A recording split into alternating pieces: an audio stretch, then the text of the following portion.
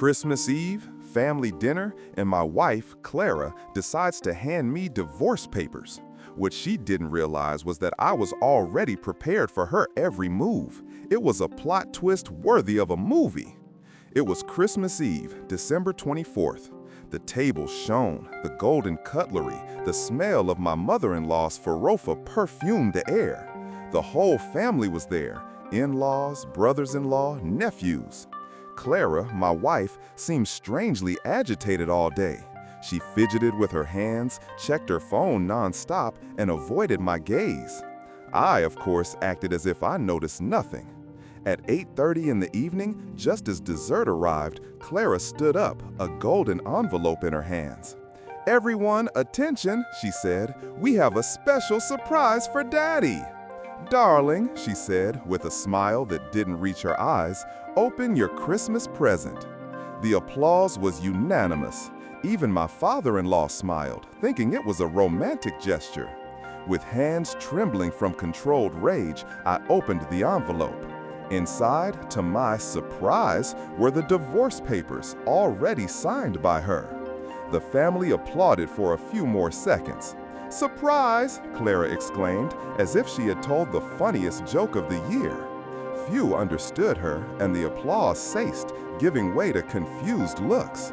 My mother-in-law, visibly concerned, asked, "It's a bad joke, isn't it, my son?" But before I answered, let me tell you the real story.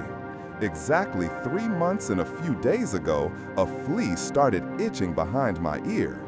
Clara was coming home late from work, always with incredible excuses. Her phone was always face down, and conversations were always whispered in the bathroom. And the worst part, she started dressing up too much, investing in very expensive lingerie. The last straw, September 15th. I found a receipt from a 5-star hotel in her coat pocket. "Work meeting," she said, during business hours. That night was a turning point. I made the decision that, without me knowing, would save my life. I hired the most renowned private detective in Cidade Estrela. "I need the truth," I said with a heavy heart. 2 weeks later, the first report arrived.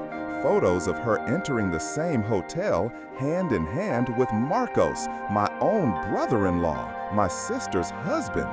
My head spun. From then on, I was no longer just suspicious. I was in investigation mode. I installed imperceptible cameras around the house, intercepted messages, tracked expenses. I discovered that they had been meeting 3 times a week for over 6 months. The messages? They were pure disgust. "I can't wait for us to be together forever. After you divorce, we'll travel the world." They had a meticulously detailed plan. Clara would file for divorce on Christmas in front of the family to humiliate me as much as possible. Marcos would separate from my sister 2 months later. But while they were plotting my ruin, I was organizing my defense 3 steps ahead. I consulted 3 lawyers, reorganized all my companies, and transferred assets. Returning to the Christmas dinner, the silence at the table was awkward. Clara expected me to explode, cry, beg. Instead, I smiled. "Thank you for the present," I said calmly.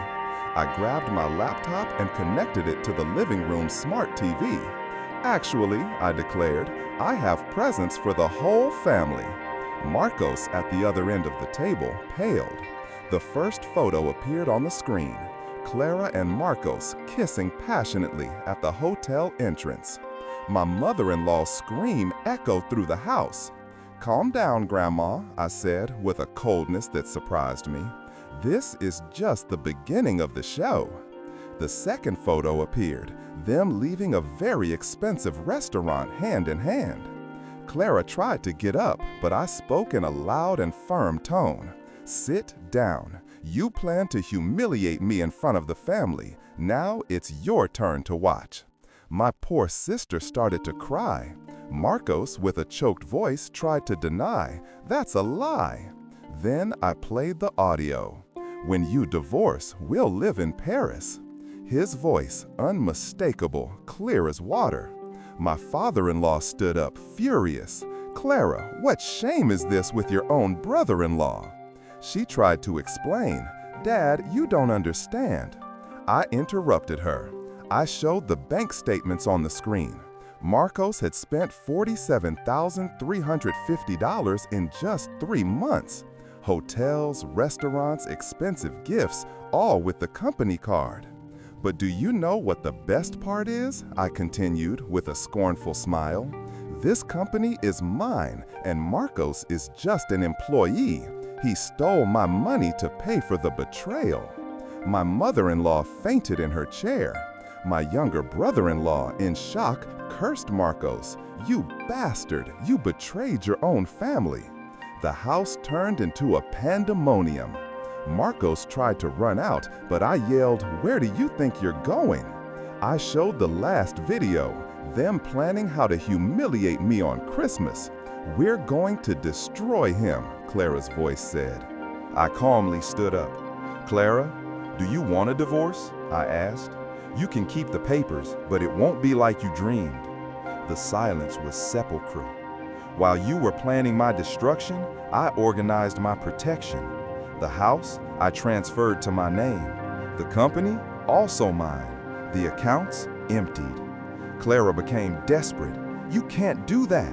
I laughed. "Of course I can. Adultery nullifies all your marital rights. I consulted 3 lawyers, remember?"